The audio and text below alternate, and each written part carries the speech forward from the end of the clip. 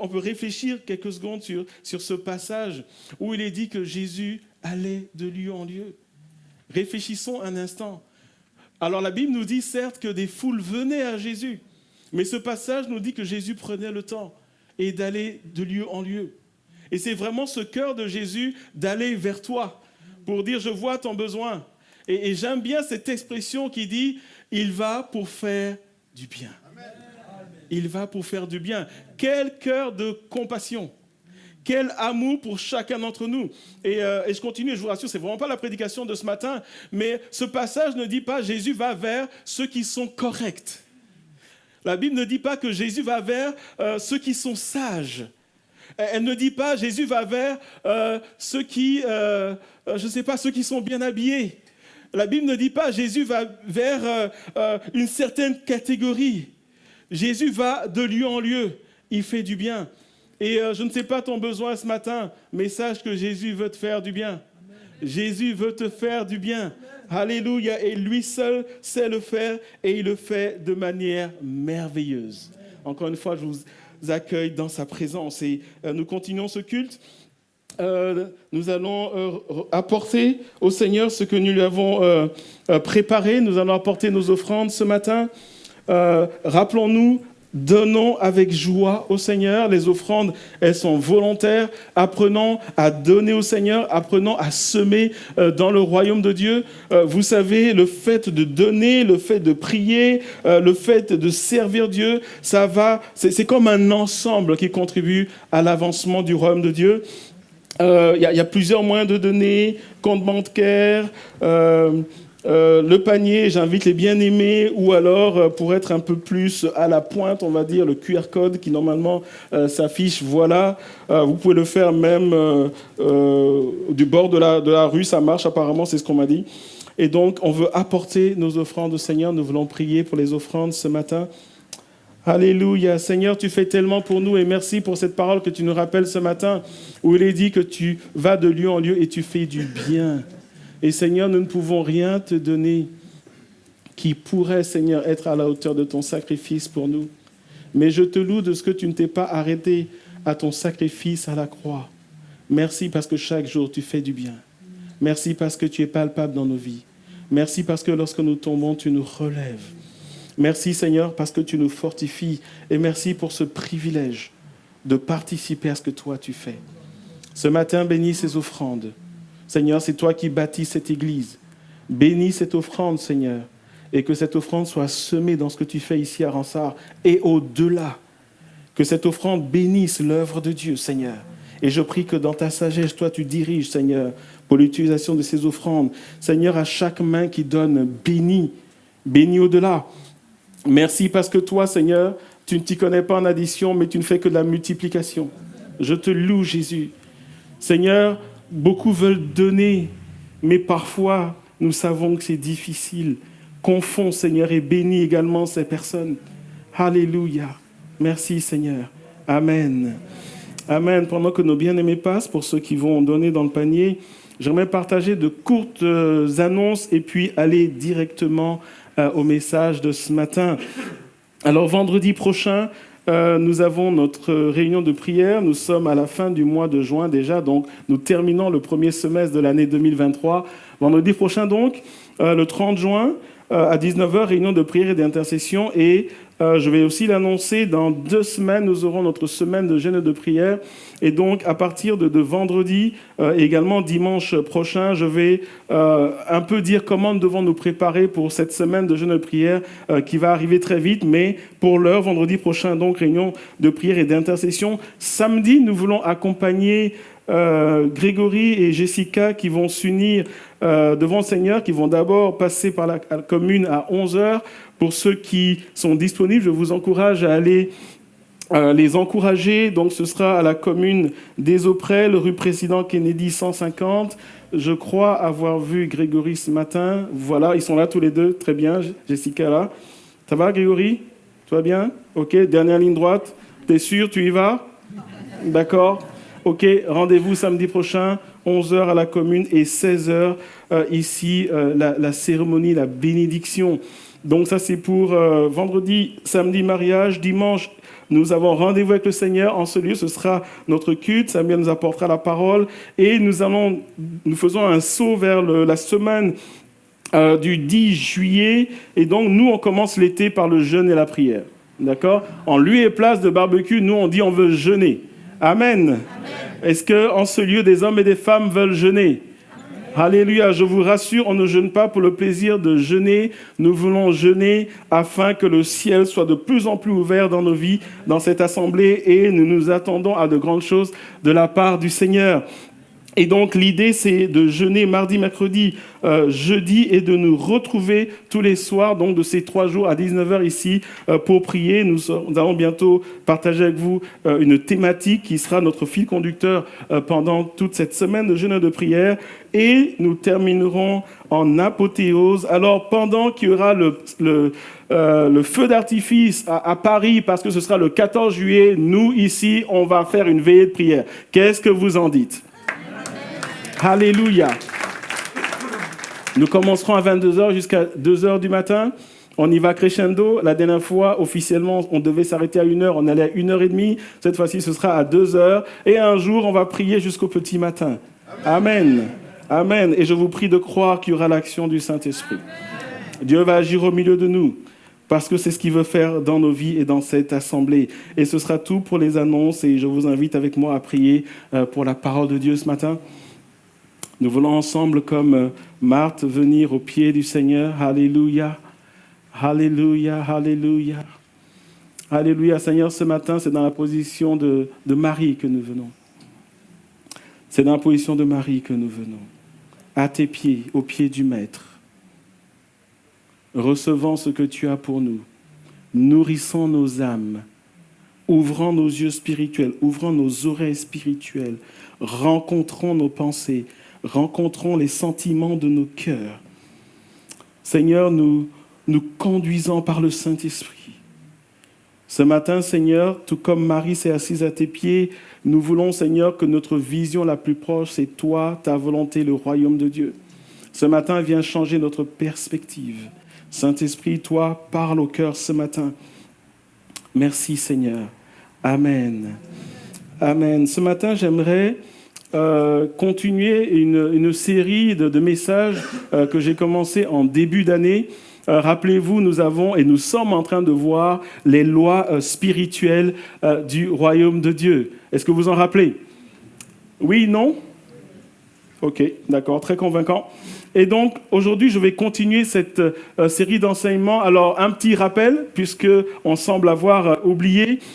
Alors, la vision que Dieu a donnée à cette Église, et je le dis peut-être pour ceux qui nous rejoignent depuis quelques semaines, la vision que le Seigneur nous a donnée, et pourquoi Dieu donne une vision ? Parce que le but de cette assemblée, ce n'est pas de se rassembler dimanche après dimanche. Ce n'est pas de venir et d'écouter de la bonne musique, de taper des mains, même si cela participe à notre foi, cela participe à notre adoration. La vision que le Seigneur donne à cette assemblée, à chaque chrétien, c'est d'être la lumière du monde. Si vous venez dans cette assemblée et que vous nous dites que vous voulez faire de cette église locale la vôtre, c'est-à-dire servir Dieu avec les frères et sœurs qui se réunissent en ce lieu, sachez que nous allons quelque part, nous voulons que nos vies soient un témoignage vivant de qui Jésus est. Tout ce que nous faisons va dans ce sens. Qu'il s'agit du groupe des jeunes, des ados, des enfants, des hommes, des femmes. Et d'ailleurs, j'ai appris que hier et avant-hier, c'était merveilleux pour les hommes et les femmes. Je pense que les femmes, elles étaient près de 70, c'est ça ?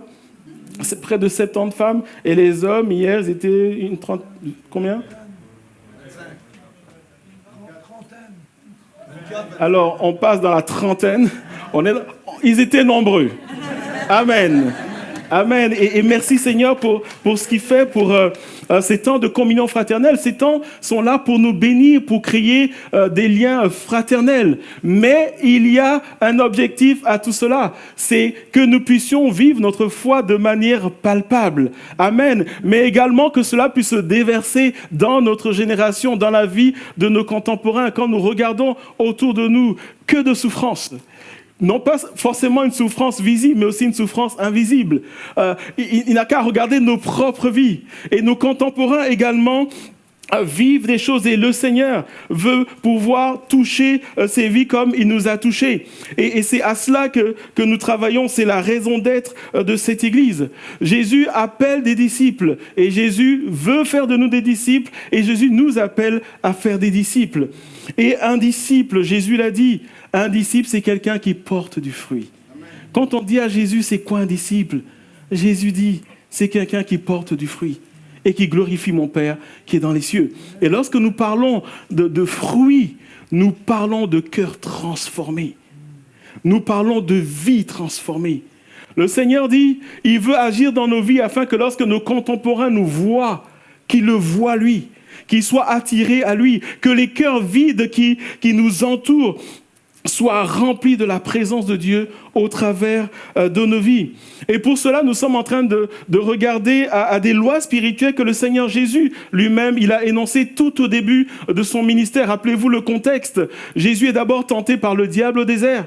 Après, il appelle à la repentance, il appelle ses disciples et il va commencer son ministère. Nous sommes dans Matthieu chapitre 4 et je vous invite à faire cette lecture avec moi.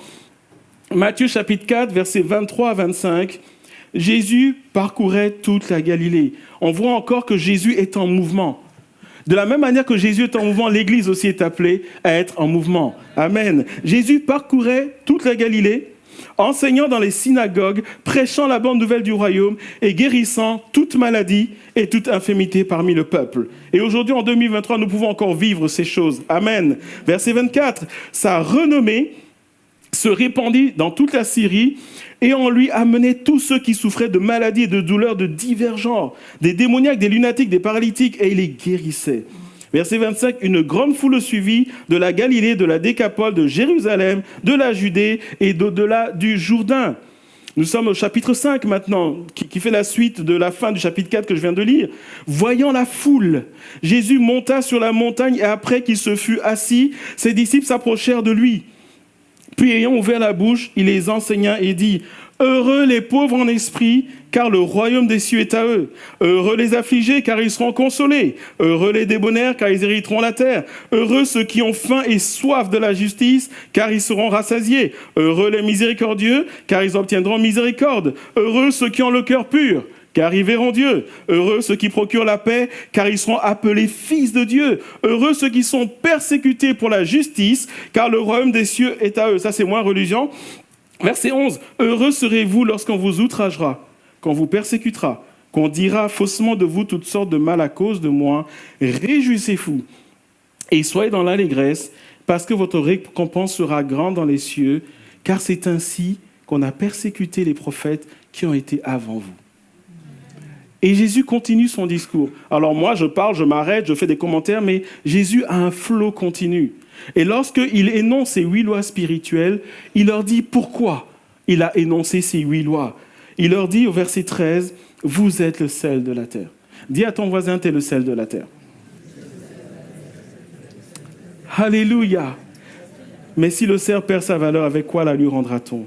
Il ne sert plus qu'à être jeté dehors et foulé aux pieds par les hommes. Verset 14, « Vous êtes la lumière du monde. » Dis à ton autre voisin, à moins que ce soit le mur, « Tu es la lumière du monde. » Alléluia. Une ville située sur une montagne ne peut être cachée. Et on n'allume pas une lampe pour la mettre sous le boisseau, mais on la met sur le chandelier. Et elle éclaire tous ceux qui sont dans la maison. Et Jésus conclut en disant, que votre lumière luise ainsi devant les hommes, afin qu'ils voient vos bonnes œuvres et qu'ils glorifient votre Père qui est dans les cieux. Le résumé de ce discours du Seigneur, c'est que pour être la lumière du monde, il faut marcher selon les 8 lois spirituelles et obéir à chacune d'entre elles. Jésus dit, il y a une bénédiction qui est attachée à l'observation de ces lois spirituelles. C'est pour ça qu'il commence en disant « heureux ». Il dit qu'il y a une bénédiction qui est là. Il dit qu'il y a une action du Saint-Esprit qui est là, pour autant que dans nos vies, vous et moi, nous obéissons à ces lois spirituelles. Une autre manière de le dire, nous ne pouvons pas être efficaces entre les mains du Seigneur si nous ne marchons pas de la manière dont le Seigneur lui-même nous instruit. Et pour aller dans le cœur du message de ce matin, et je l'ai rappelé chaque fois que j'ai parlé des messages de cette série, un mot sur l'auditoire. Il nous est dit dans Matthieu chapitre 5, versets 1 à 2, Jésus s'adressait à la foule, mais les disciples étaient assis à ses pieds. Et ça nous montre un cœur à cœur que le Seigneur recherche avec chacun d'entre nous. C'est un peu comme si le Seigneur disait, même si la foule est distraite, vous, mes disciples, écoutez. Et c'est pour ça qu'il va créer ce cœur à cœur avec eux. Nous avons déjà vu les 3 premières lois. Je vous invite à réécouter ces messages si vous le souhaitez sur notre page Facebook ou sur la plateforme YouTube de l'Église. Mais ce matin, nous allons parler de la 4e loi qui est l'une des plus importantes. C'est un principe spirituel qui est très important dans la vie chrétienne. Heureux ceux qui ont faim et soif. Et ce matin, j'aimerais vous dire, frères et sœurs, que un des principes fondamentaux de la foi chrétienne, de la marche avec le Seigneur, c'est d'avoir continuellement faim et d'avoir continuellement soif. Matthieu chapitre 5, verset 6, « Heureux ceux qui ont faim et soif de la justice, car ils seront rassasiés. » Et la version Darby qui est plus proche de l'Évangile, va donner une précision qui va dire, plus proche des originaux, va donner cette précision, « Heureux ceux qui ont faim et soif, car c'est eux qui seront rassasiés. » En d'autres termes, ceux qui sont bénis par le Seigneur, c'est ceux qui ont soif. Et le Seigneur est en train de dire que dans sa maison, il y a ceux qui ont faim et soif, et il y a ceux qui n'ont rien du tout. Et ce matin, c'est une invitation à avoir faim et soif. Nous allons voir qu'il y a cette invitation à continuer à avoir faim et soif. Et c'est un principe spirituel important. Vous savez, aujourd'hui, en 2023, beaucoup de chrétiens sincères ne vivent pas l'Évangile. Et vous savez pourquoi ? Parce qu'ils n'ont pas faim et parce qu'ils n'ont pas soif. Parce qu'il n'y a pas ce désir ardent dans leur cœur. Il y a l'intention, mais il n'y a pas ce cœur qui brûle. Ce qui caractérise un enfant de Dieu, c'est d'avoir faim et d'avoir soif.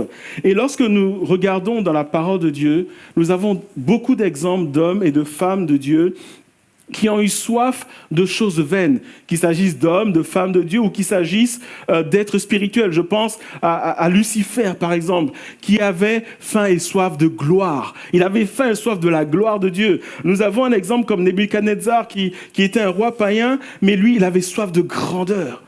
Et toutes ces personnes, qu'il s'agisse de Satan, et on peut citer beaucoup d'exemples ce matin, leur faim a été désastreuse. Mais lorsque nous regardons cette déclaration de Jésus, Jésus va parler de la nourriture et de l'eau. Et c'est vraiment le point de dire que c'est quelque chose d'essentiel. On est d'accord ? Amen. La nourriture et l'eau, c'est vraiment essentiel. Et Jésus va dire, autant physiquement, vous et moi, même après avoir jeûné, nous devons manger, nous devons boire, n'est-ce pas ? Jésus va dire, autant la nourriture, autant l'eau est importante et que c'est crucial pour la santé physique, autant la justice est importante pour notre vie spirituelle. Et pour commencer ce matin, que signifie avoir faim ? Que signifie avoir soif ? Vous savez, souvent on entend « il faut que tu aies soif », etc. Qu'est-ce que ça veut dire ? Qu'est-ce que Jésus a voulu dire ? Et en fait, ce sont des paroles très puissantes qui sortent de la bouche du Seigneur.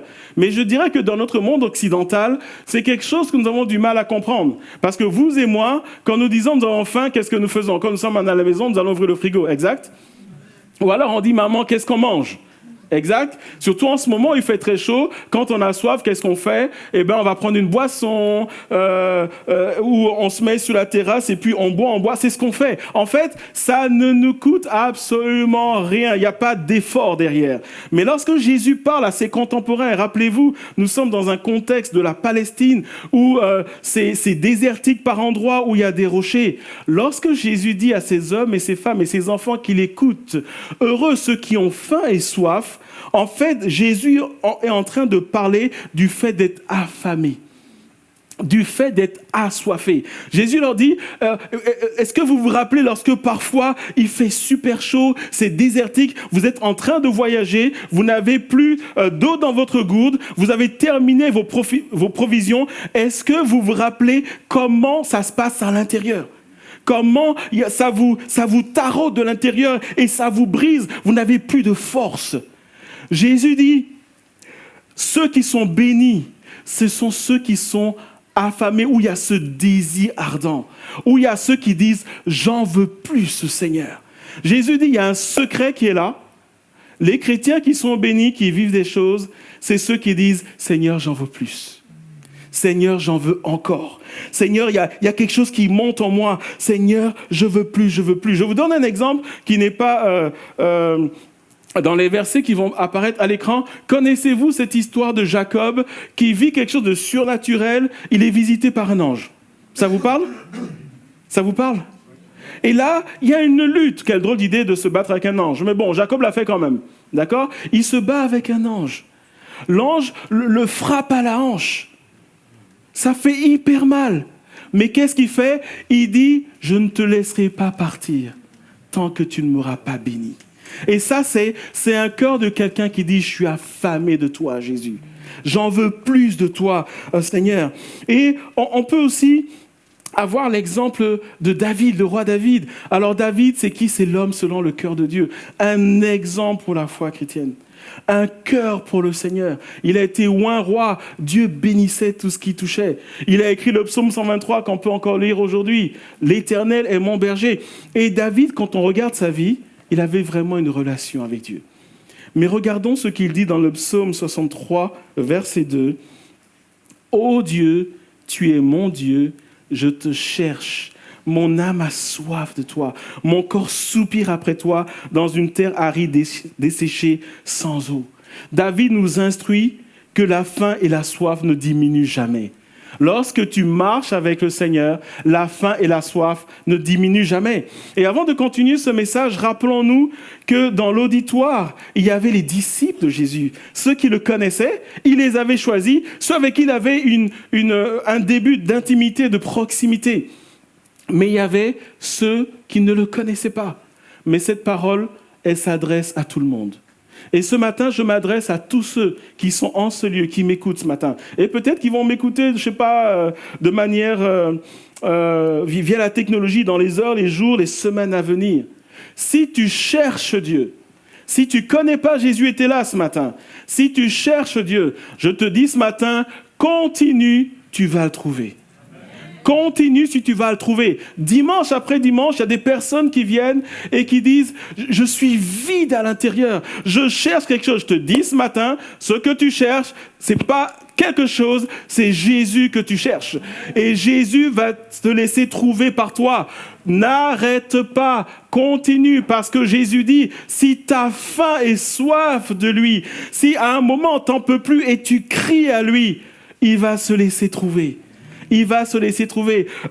Ma famille et moi, nous avons un ami qui va nous rendre visite, je pense, dans 2 semaines. Un frère, son père sénégalais, sa mère française, il a grandi au Sénégal et à l'âge adulte, il est venu en France, donc il a étudié, etc. Et à un moment de sa vie, il se sentait mal, il y avait un vide au fond de lui. Et il a commencé à chercher tous azimuts. Il a lu le Coran, il a lu la Torah, il a lu tout ce qui lui tombait dessus. Et c'est quelqu'un qui a une certaine intelligence, qui a une très bonne mémoire, et tout ce qu'il lit, il s'en rappelle. C'est quelqu'un, vous le faites asseoir maintenant, vous lui parlez de la Torah, il vous parle de la loi juive. Vous lui parlez, vous dites une bêtise, il vous corrige. Il dit, c'est pas vrai ce que tu dis. Les Juifs, c'était comme ça, c'était comme ça. Il avait tellement faim et soif jusqu'au jour où il a rencontré Jésus, parce que même à force d'ingurgiter le Coran, etc., il y avait toujours cette faim et cette soif. J'aimerais dire à quelqu'un ce matin, ce qui crée ce vide dans ton cœur, ce manque, seul Jésus peut le combler. Seul le Saint-Esprit peut le faire. Et je veux proclamer sur ta vie ce matin, si tu cherches Dieu sincèrement, il va se laisser trouver par toi. Mais dans l'auditoire de Jésus, il y avait aussi ses disciples. Et c'est un peu comme si Jésus disait à ses disciples, quand vous marchez avec moi, que votre motivation soit toujours un désir ardent de qui je suis. Si tu es là ce matin, je t'invite à regarder à ta vie. As-tu continuellement soif de Jésus? Rappelle-toi de David. David, Dieu lui-même a dit, c'est l'homme selon son cœur. Il a vécu des choses extraordinaires avec Dieu. Dieu a béni son royaume. Mais comme nous l'avons lu à un moment, il dit « Mon âme soupire après toi ». Frères et sœurs, la vie chrétienne, c'est « Seigneur, j'ai faim de toi ». Seigneur, j'ai soif de toi. Seigneur, je suis affamé. Seigneur, ce n'est pas suffisant. Je vous donne encore un autre exemple que vous ne verrez pas à l'écran. Connaissez-vous l'histoire du fils prodigue? Ça vous parle? Oui, non, peut-être, jamais. L'histoire du fils prodigue. À un moment, il dit à son père, donne-moi ma part d'héritage. Je vais aller faire ma vie. Je suis majeur. En fait, il n'était pas majeur, mais il a quand même pris ses affaires. Et il a quitté la maison. À l'époque, c'était une insulte parce que demander l'héritage suppose que tu veux que ton père meure. Et son père en était triste. Il allait tout dilapidé, il a fait la fiesta, etc. Vie de débauche, il a tout dilapidé. Et à un moment, la Bible nous dit qu'il avait faim. Et après avoir tout dilapidé, quand il avait faim, qu'est-ce qu'il mangeait? Il mangeait avec les cochons. Mais la même Bible nous dit qu'à un moment, il s'est assis. Il est rentré en lui-même. Il y avait un vide qui est là. À ce moment, il était affamé de choses spirituelles. Et quand il a été affamé, il est retourné vers son Père et il a été comblé. Tout comme le fils prodigue, Dieu ne nous appelle pas à avoir faim. Dieu nous appelle à être affamés. Et lorsque nous sommes affamés, lorsque nous sommes assoiffés, nous sommes rencontrés par le Seigneur. De quoi devons-nous avoir soif? Jésus précise, faim et soif, affamé et assoiffé de sa justice. Vous savez, aujourd'hui, beaucoup de chrétiens courent après une atmosphère. Vous avez déjà entendu ça? Ou on recherche une atmosphère. D'accord? Et l'atmosphère agit sur nos émotions. Et quand peut-être que la musique atteint certains décibels, où il y a une harmonie musicale, une harmonie vocale, tout à coup, on a l'impression que le Saint-Esprit travaille. Et j'ouvre cette parenthèse. Quand je lis la Bible dans Actes chapitre 2, je me dis, mais dans la chambre haute, il n'y avait pas d'atmosphère. Est-ce que vous me suivez ce matin? Il n'y avait pas d'atmosphère, il n'y avait pas d'harmonie. Alors, je vais pas jusqu'à dire que Pierre et les autres chantaient faux, je ne veux pas aller jusque-là. Mais il n'y avait pas d'harmonie, il n'y avait pas d'ambiance, il n'y avait pas de lumière tamisée. Mais il y avait une visitation du Saint-Esprit comme jamais auparavant. Et aujourd'hui, en 2023, nous sommes, nous les chrétiens, poussés à chercher une satisfaction émotionnelle. Et c'est ce qui fait que nous allons de lieu en lieu, courant après certains hommes de Dieu. Je ne dis pas qu'il ne faut pas aller écouter un enseignement, mais je dis, qu'est-ce qui nous motive? Qu'est-ce qui nous pousse à aller de lieu en lieu? Je vais à cette conférence, je vais à ce séminaire, je vais ici et je vais là. Et souvent, on se satisfait de choses qui se passent. Quand il y a un appel, on va devant et on espère qu'il va se passer. On veut vivre quelque chose. Comprenez-moi, ces choses ne sont pas mauvaises. Répondre à un appel, ce n'est pas mauvais, nous le faisons nous-mêmes ici. Mais je parle de la motivation qui est là. Et le Seigneur dit, ce que tu cherches, tu peux l'avoir lorsque tu as faim et soif de la justice de Dieu. Alors, qu'est-ce que la justice de Dieu? Le mot justice nous amène au terme biblique justification, mais de manière très simple, ça veut dire simplement le fait d'être en règle avec Dieu. Jésus dit, si tu es affamé, si tu es assoiffé des choses qui glorifient Dieu, tu vas être comblé, tu vas être visité, tu vas vivre des choses extraordinaires. C'est quoi se mettre en règle avec Dieu? 2 points. La première chose, c'est le salut. Si tu as faim et soif de Jésus, Jésus va te combler. Si tu réalises ton péché, si tu réalises que tu es loin de Dieu, si tu regardes ta vie. Hier j'ai reçu un appel de quelqu'un qui est au Canada et il m'a posé une question. J'étais au cours de tennis avec l'une de mes filles. Il m'appelle et il me dit, Franck, j'ai une question à te poser. Et il me dit, j'ai tout dans ma vie. Et je le connais, il a tout. Il a une grande maison. Il est marié, il a des enfants en bonne santé, il a une profession, le genre de profession où on gagne beaucoup d'argent. Vous voyez ce que je veux dire? Le gars, il a tout. Et il me dit, je suis là et il y a un vide dans mon cœur. Et il me pose la question, pourquoi est-ce qu'il y a ce vide dans mon cœur? Si tu es là ce matin et tu as tout, mais il y a quand même un vide dans ton cœur. si tu es là à tourner en rond avec des questions existentielles, mais tu sens que tu es tellement loin de Dieu, ce matin, je t'invite à réaliser ton péché, à désirer le pardon de Jésus. Et alors, je te dis, Jésus va te combler. Jésus va te combler. La deuxième dimension, c'est la dimension de la sanctification. Jésus dit, lorsque nous marchons avec lui, désirons le connaître chaque jour davantage. Désirons progresser. Désirons de plus en plus être semblables à Christ. Vous savez, il y a beaucoup de chrétiens qui sont en mode pause. Jésus dit, le mode pause ne t'emmène pas dans la bénédiction. Et ce matin, c'est une invitation pour chacun d'entre nous à vraiment dire, mais qu'est-ce qu'il y a dans mon cœur ? Jésus dit, continue. Continue à chercher. Continue à être assoiffé. Continue à être affamé. Aime plus. Prie plus. Obéis plus. Soumets-toi plus à la parole de Dieu. Et le Seigneur va te toucher. Nous lisons dans Ésaïe chapitre 51, le verset 1. « Écoutez-moi, vous qui poursuivez la justice, qui cherchez l'Éternel. » Écoutez-moi, vous qui poursuivez la justice, qui cherchez l'Éternel. En d'autres termes, quand Jésus dit « Heureux ceux qui ont faim et soif de la justice », Ésaïe nous explique que la justice, c'est rechercher Dieu. C'est dire « Seigneur, je veux connaître ta volonté.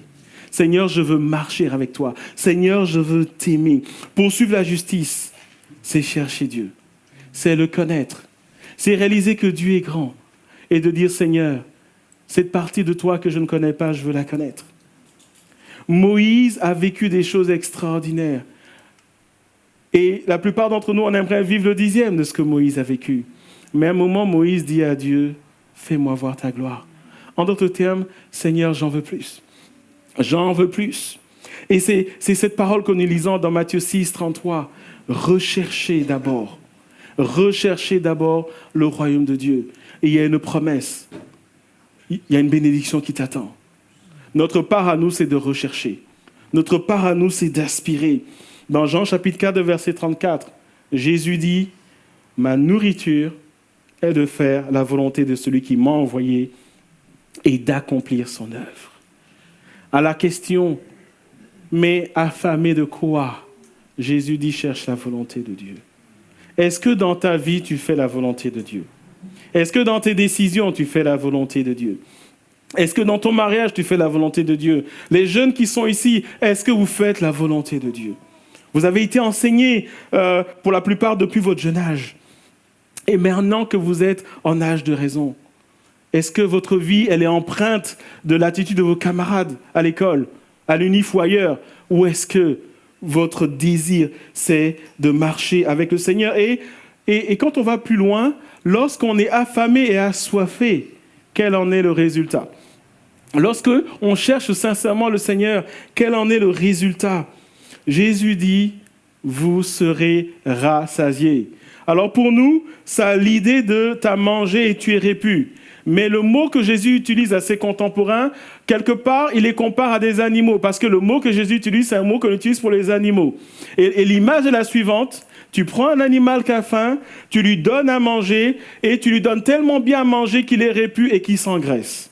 Alors ce matin, ce n'est pas un appel à prendre du poids, mais c'est un appel à dire que Jésus dit, quand tu es affamé de lui, quand tu es rassasié, il va te combler au-delà de ce que tu peux attendre. Vous savez, quand on mange bien, on prend du poids, normalement.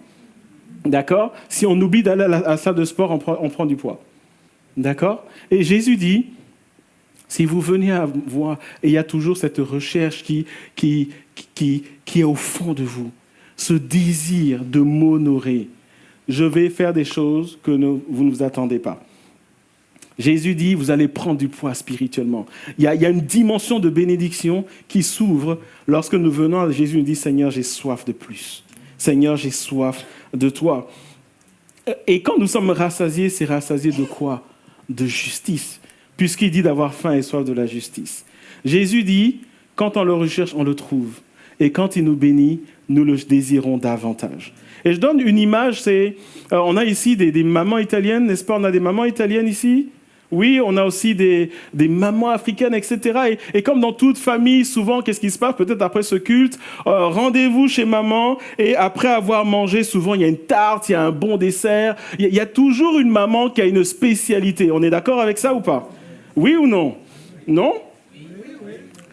Alors, question pour ceux qui vont chez maman et qui y vont surtout pour le dessert. D'accord?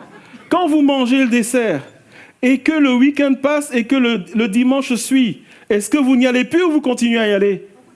Vous continuez à y aller. Je vois qu'il y a des gens qui répondent rapidement à ça. Vous continuez à y aller. Mais vous avez été rassasié la semaine passée. Pourquoi vous continuez à y aller? Parce que c'est tellement bon.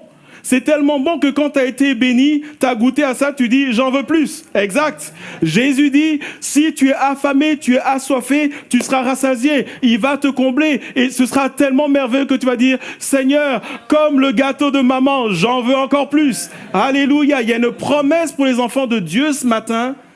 Quand tu continues à avoir faim et soif de Dieu, Jésus continue à agir dans ta vie et il fait au-delà de ce que tu penses ou imagines. Parce que Jésus, c'est un Dieu de plus. Quand nous désirons plus, Dieu nous comble. Et quand il nous comble, nous désirons plus. Et quand nous désirons plus, le Seigneur continue à nous bénir. Vous savez, je vais dire quelque chose qui peut-être, quand on ne le vit pas, on va dire, mais qu'est-ce qu'il raconte?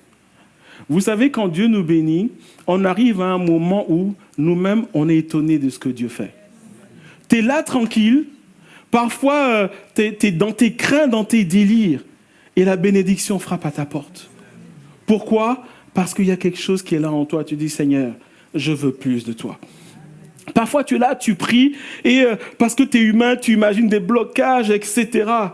Mais le Seigneur l'a déjà fait. Pourquoi? Parce que quand tu t'es mis à genoux, il a vu cette faim et cette soif en toi. Alléluia. Jean chapitre 4, verset 14, Jésus dit, « En revanche, celui qui boira de l'eau que je lui donnerai, il parle à la femme samaritaine, l'eau que je lui donnerai n'aura plus jamais soif, et l'eau que je lui donnerai deviendra en lui une source d'eau qui jaillira jusque dans la vie éternelle. » Jésus dit, « Je donne de l'eau, et l'eau se transforme en source. » Comment l'eau se transforme en source? Par la bénédiction de Dieu qui enrichit. Et c'est une parole que Dieu prononce sur la vie de chacun d'entre nous.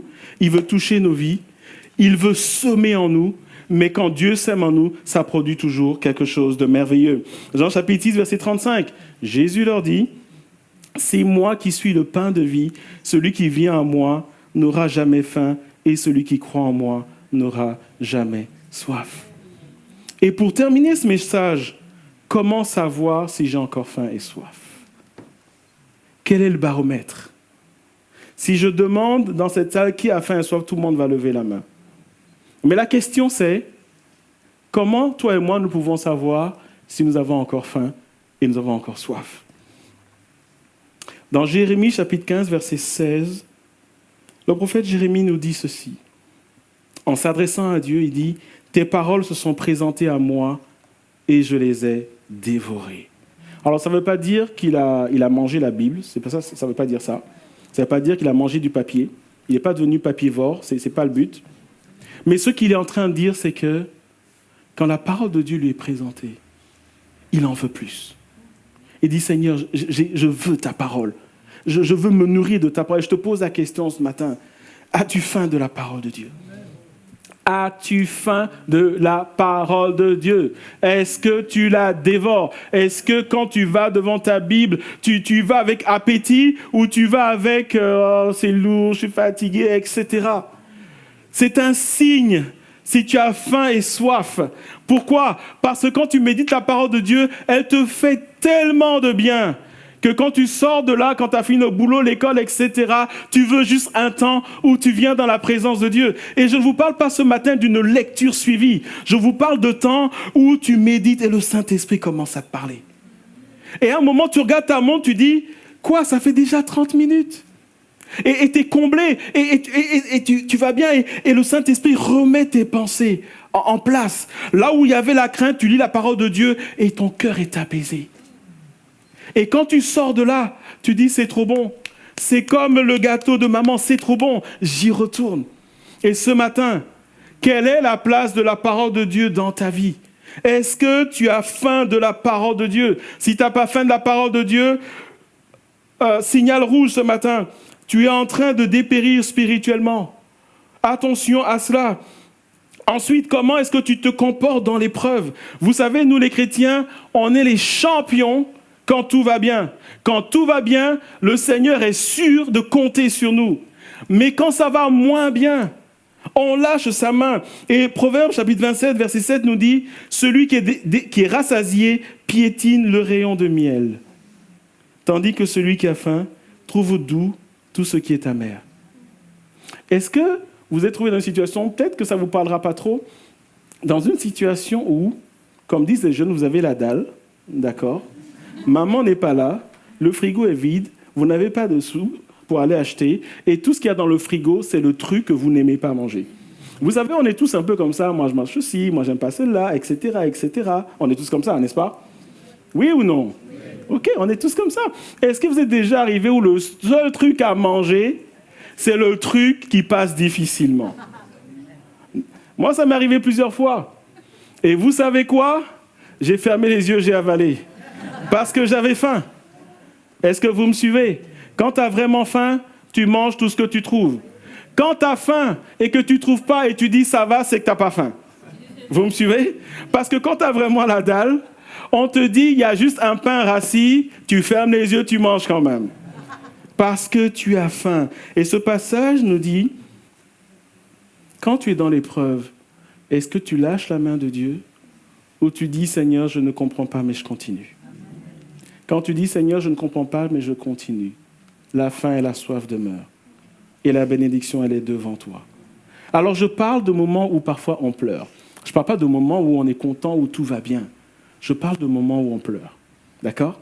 Et peut-être qu'il y a des gens ce matin qui pleurent au milieu de nous, qui sont tous sourires à l'extérieur, mais qui pleurent à l'intérieur. Mais la question, c'est, qu'est-ce qui se passe au fond de toi? Est-ce que tu lâches la main du Seigneur? Ce matin, je t'encourage à reprendre sa main. Parce qu'il a dit que ceux qui sèment avec larmes moissonneront avec chant d'allégresse. Si ça continue à monter en toi, les larmes coulent. Mais à un moment, Jésus va essuyer les larmes. À un moment, Jésus, parce qu'il a dit que celui qui a faim et soif sera rassasié. Et enfin, est-ce que ta faim et ta soif sont conditionnelles? Je vous ramène à l'exemple du jeune homme riche. Vous n'allez pas le voir à l'écran, mais le gars, il s'approche de Jésus vraiment motivé. D'accord? Il est motivé. Seigneur, qu'est-ce que je dois faire pour entrer dans le royaume de Dieu? Et j'imagine, il est là, il est Seigneur, dis-moi, etc. Tu vois mon cœur, etc. Et Jésus dit, vends tout et suis-moi. Et la Bible dit, il part triste. Et ce passage nous dit aujourd'hui, est-ce que tu fais partie de ceux qui disent, Seigneur, je te désire, mais je désire aussi ma relation illicite. Seigneur, je te désire, mais je désire aussi mon mensonge. Seigneur, je te désire, mais je ne peux pas lui dire la vérité, parce que si je dis la vérité, ma réputation, elle est foutue. Seigneur, je te désire, mais cette colère, je refuse de m'en défaire. Parce que j'ai besoin d'être en colère, parce que ce qu'on m'a fait n'est pas acceptable. Vous savez, quand on est dans cette situation où on dit « Seigneur, oui, mais », alors la faim et la soif diminuent. Et ce matin, c'est aussi un message pour l'église de Ransard et pour chacun d'entre nous. Si tu n'as plus faim et soif, attention, parce que tu es en train de lâcher. Et ce matin, c'est le temps aussi de faire un diagnostic. Et je termine ce message en revenant à David. Il y a d'abord dans le psaume 42, il nous est dit que ce sont les fils de Corée qui c'était des chanteurs à la base. Ils ont écrit un psaume qui est semblable à ce que David a dit. Dans le psaume 42, le verset 2 à 3, nous trouvons ce désir ardent d'aller vers le Seigneur comme une bille soupire après des cours d'eau. D'autres versions disent des courants d'eau. Ainsi, mon âme, soupire après toi, ô Dieu. Mon âme a soif de Dieu, du Dieu vivant. Quand donc pourrais-je me présenter devant Dieu? Et le psaume 63, le verset 2, et là c'est David qui parle. Ô Dieu, tu es mon Dieu, je te cherche. Mon âme a soif de toi, mon corps soupire après toi. Dans une terre aride, desséchée, sans eau. Le verset 6 nous dit, je serai rassasié quand par une nourriture succulente et abondante. Et avec des cris de joie sur les lèvres, je te célébrerai. regardons, pour terminer ce message, regardons à ce que, d'une part, David dit, d'autre part, les fils de Corée dit, psaume 42, psaume 63. Lorsqu'il dit « Je soupire après toi, ô Dieu », à cette époque, il parle de Dieu le Père. Parce que c'est Dieu le Père l'Éternel qui s'est révélé à eux. Si nous avions été dans le Nouveau Testament, avant le livre des Actes des Apôtres, les disciples diraient « Seigneur Jésus, je soupire après ta présence. » C'est pour ça que quand Jésus allait dire il allait partir, Pierre a dit « Mais non, non, tu ne pars pas Jésus, tu restes. » Ou encore, quand Jésus se retourne et dit « Mais vous ne partez pas. » Quelle a été la réponse des disciples ? « À qui d'autre irions-nous ? À qui d'autre irions-nous ? Tu as les paroles de la vie éternelle. » Mais nous ne sommes pas dans l'Ancien Testament, nous ne sommes pas dans le Nouveau Testament, dans les évangiles, nous vivons la continuité des actes. Et pour faire écho de ce que ces hommes de Dieu disaient dans l'Ancien Testament, « Je soupire après toi, ô Dieu », pour nous aujourd'hui, nous soupirons après celui que Jésus lui-même nous a donné, l'Esprit Saint, le Saint-Esprit. Et ce matin, c'est une invitation à dire « Saint-Esprit, j'ai soif de toi. Saint-Esprit, j'ai faim de ta présence. » Parce que je peux vous dire ce matin, quel que soit l'état de nos cœurs. Et là, je ne suis pas en train de vous parler de baptême du Saint-Esprit. Je suis en train de parler de l'œuvre de l'Esprit de Dieu dans nos cœurs et dans nos vies, dans notre quotidien. Je suis en train de parler du caractère de chacun d'entre nous que le Saint-Esprit change. Je suis en train de parler des miracles que le Saint-Esprit veut opérer dans nos vies. Je suis en train de parler de la communion du Saint-Esprit. Je suis en train de parler de la soumission à l'autorité du Saint-Esprit. Je suis en train de parler de découvrir qui est l'Esprit de Dieu et de marcher avec l'Esprit de Dieu. J'aimerais vous dire ce matin que les chrétiens qui vivent des choses extraordinaires avec Dieu sont des hommes et des femmes qui ont soif et faim de la présence du Saint-Esprit. Et je veux inviter l'église de Ronsard à dire « Saint-Esprit, Saint-Esprit, nous avons soif de plus. Esprit de Dieu, viens faire ce pourquoi Jésus t'a envoyé. » Jésus a dit « L'Esprit Saint est venu nous conduire dans la vérité. » Et il dit également dans Jean 16, le verset 13, que le Saint-Esprit va nous dire ce qu'il a entendu. Et arrêtons-nous une seconde. Où est-ce que le Saint-Esprit entend des choses ? Le Saint-Esprit entend les choses du cœur du Père. Et le Saint-Esprit a été envoyé pour nous diriger dans ces choses. Le Père a établi des projets pour nous. Le Saint-Esprit est venu pour nous diriger dans ces projets. Et c'est pour ça que la Bible nous invite à avoir une communion avec le Saint-Esprit. Je termine par ce passage, le psaume 107, les versets 8 à 9, qui loue l'Éternel pour sa bonté. Que les chrétiens louent Dieu pour sa bonté et pour ses merveilles en faveur des hommes. Pourquoi ? Car il a désaltéré les assoiffés, il a comblé de biens les affamés. Ce matin, je vous dis de la part de Dieu, si tu es affamé, si tu es assoiffé de Dieu, il va te combler au-delà de tout ce que tu peux imaginer. Dieu sera tellement palpable dans ta vie. Dieu fera des choses palpables dans ta vie. Tu arriveras dans une situation où tu ne demanderas pas, il te sera donné. Pourquoi ? Parce que tu es assoiffé, parce que tu es affamé. Est-ce que vous me suivez ce matin ? Ce matin, soyons de ceux qui disent « Seigneur, j'ai faim de plus. Seigneur, j'ai soif de plus. » Ce matin, nous voulons quitter le stade de spectateur, nous voulons entrer dans le plan de Dieu pour chacun d'entre nous. Et comme David, nous voulons dire chaque matin, Seigneur, comme une biche soupire après des courants d'eau, mon âme soupire après toi. Nous voulons dire, Seigneur, chaque matin, chaque jour, j'ai faim de toi. Nous nous levons le matin, nous allons au travail, à l'UNIF, aux examens, parce que c'est la période des examens. Peut-être que tu es là, tu es femme célibataire, peut-être que t'es mère célibataire, peut-être que t'es chômeur, peu importe. Le jour se lève, tu fais ce que tu as à faire, mais tu dis comme David, Seigneur, ce matin, j'ai soif de toi. Seigneur, ce matin, c'est plus de toi que je veux. Seigneur, je veux t'aimer plus. Je veux prier plus. Je veux obéir plus. Je veux te connaître plus. Alléluia. Dieu est un Dieu de plus. Et ce matin, je vous invite à vous lever. Nous voulons ensemble prier pour nos vies. Ce matin, nous voulons prier, nous voulons, Seigneur, viens raviver nos foi et viens créer en nous ce plus. Seigneur, viens susciter en nous ce plus. Et ce matin, nous voulons prier pour peut-être tous ceux d'entre nous qui n'ont plus soif, tous ceux qui n'ont plus faim, tous ceux qui en posent spirituel. Et alors que nos bien-aimés se préparent, nous allons prier ce matin. Nous allons prendre un temps devant Dieu et nous allons dire, Seigneur, nous avons soif de plus. Et ce matin, nous allons dire, Seigneur, crée en nous cette soif de toi. Ce matin, nous voulons dire, Seigneur, viens réveiller nos vies spirituelles. Ce matin, nous voulons dire, Seigneur, viens susciter en nous cette faim et cette soif. Ce matin, nous voulons dire, Seigneur, cette église de Ransard, que ce soit une église où on a toujours faim et soif de plus, faim et soif de toi. Alléluia. Pouvons-nous commencer à prier ce matin pour cette église? Pouvons-nous prier ce matin en disant, Seigneur, que cette église, dans cette église, nous ayons toujours faim et soif de toi. Pouvons-nous prier pour nos vies en disant, Seigneur, oh, donne-moi d'avoir toujours faim et soif de toi. Alléluia. Ce matin, nous allons prendre un temps de prière sans la musique. Alléluia. Est-ce que des voix peuvent s'élever ce matin en disant, Seigneur, plus de toi. Plus de toi, Jésus. Pouvons-nous dire, Seigneur, donne-nous d'avoir et de connaître cette faim, cette soif. Alléluia. Alléluia. Pouvons-nous prier ce matin au nom de Jésus. Faim et soif de toi. Est-ce que les chrétiens peuvent élever la voix ce matin? Est-ce qu'on peut avoir des paroles, d'agréables parfums qui s'élèvent devant le Saint-Trône ce matin? Seigneur, plus de toi. Seigneur, plus de toi dans nos vies.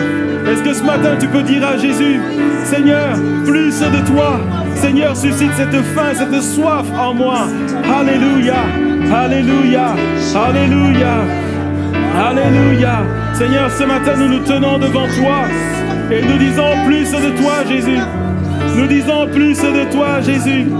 Alléluia, alléluia. Seigneur, plus de toi dans ma vie, plus de toi dans ma communion avec toi. Seigneur, donne-moi d'avoir faim et soif de toi. Donne-moi de vivre quelque chose de nouveau. Donne-moi de vivre quelque chose de surnaturel. Alléluia, alléluia. Oh, nous avons soif de plus, Seigneur. Alléluia, alléluia. Alléluia, alléluia. Ce matin, nous t'attendons, Saint-Esprit. Nous avons soif de plus. Alléluia. Nous avons soif de plus. Pouvons-nous le chanter ensemble comme un hymne? L'Esprit de Dieu souffle sur nous. Ce matin, remplis-nous à nouveau, Jésus. Alléluia. Remplis-nous à nouveau. Remplis-nous à nouveau. Feu dévorant, attise en nous la passion pour ton nom. Esprit de Dieu, tombe en ce lieu. Sois le seul maître, sois le seul maître en nous.